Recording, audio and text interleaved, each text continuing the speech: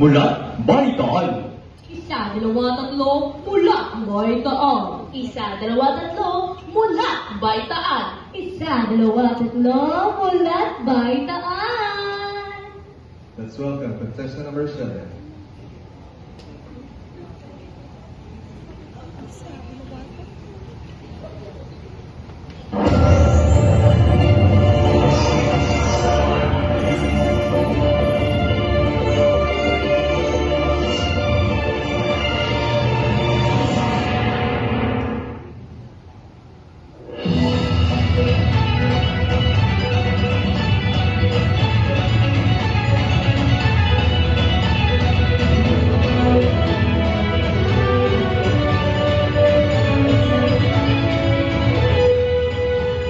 Nagpaparang balita.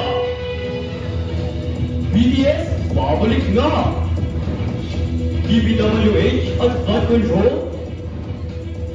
Pagpagsak sa Cebu landfill. New Year New Spark. Pag-ibig. Balita ngayon para sa buong ngayon. Hatid na balitang katotohanan mula sa mulat na balitaan. Kamakailang balita galing mula sa News Biminda, abangan!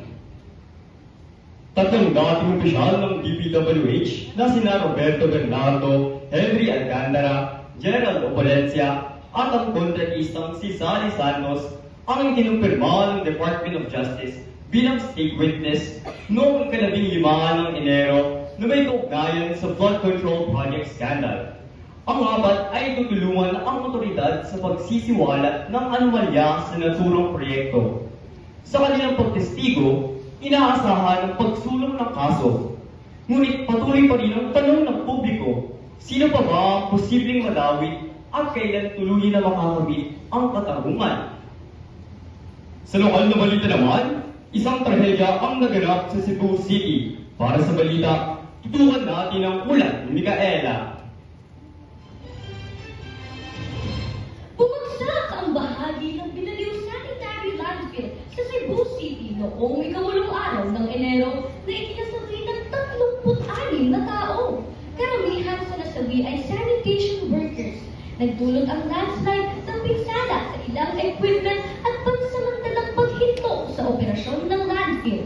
Iniimbestigahan ng lokal na pamahalaan at DENR ang sanhi, kabilang ang sobrang taas ng basura at kakulangan sa drainage system. Muli, eto si Micaela. Maraming salamat, Micaela. Ngunit bago magpatuloy ang programa, ating alamin ang iba't ibang kahulugan ng pag-ibig.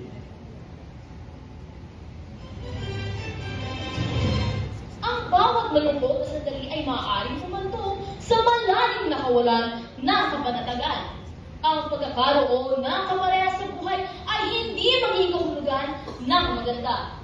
Sa halip, sa mga espesyal na sandali tulad ng Valentine's, gugulin ito ng pagmamahal hindi lamang sa mga taong nasa paligid mo, bagkus pati na rin sa iyong sarili.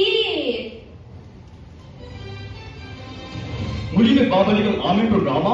Ngayon nagsisimula ng magparamdamang araw ng puso. Ating tunghayan ang kakaibang kwentong pag-ibig. Sabi nga nila, pag in love ka, parang bumabagal ang mundo. Nangyari na rin ba ito sa inyo? Love is in the air. May na-date na ba kayo sa paparating na pag-ibig? Naku, wala pa rin. Ngunit huwag mawawalan ng pag-asa. May isang magkasintahan kasi na nagkakilala lang habang bumibili ng 12 ubas. At sino namang mag-aakala na sa simpleng 50 pesos na yan, nagbunga ang kanilang forever. Naku, magtabi na rin kayo ng 50 pesos sa mga bulsa nyo. At baka mahanap nyo rin ang pera sa inyo. Naku, mukhang kakain na rin ako ng ubas sa susunod na taon. Mababa, die without. Katalaga, mga BTS fans, handa na ba kayong tumili? Para sa balita, tutukan natin ang ulat ni Victoria. Mga Arnie!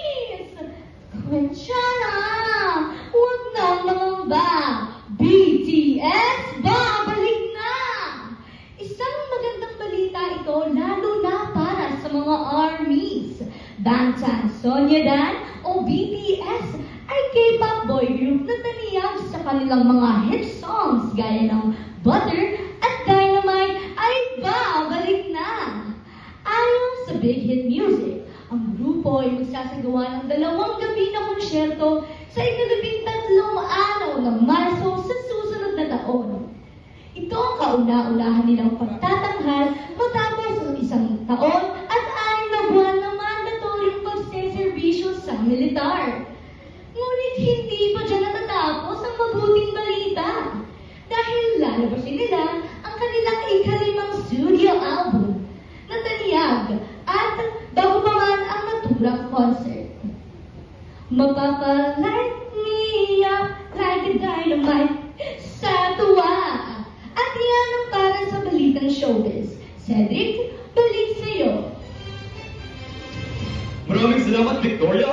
At yan ang mga nagbabagong balita ngayong araw. Ako si Cedric Bandong. Ako naman si Micaela Sanidad. Ako naman si Victoria Sanidad. Ako naman si Luisette Paminto. Na handang maging tinig ng bayan mula may kamalayan at handang kumilos tungo sa katotohanan.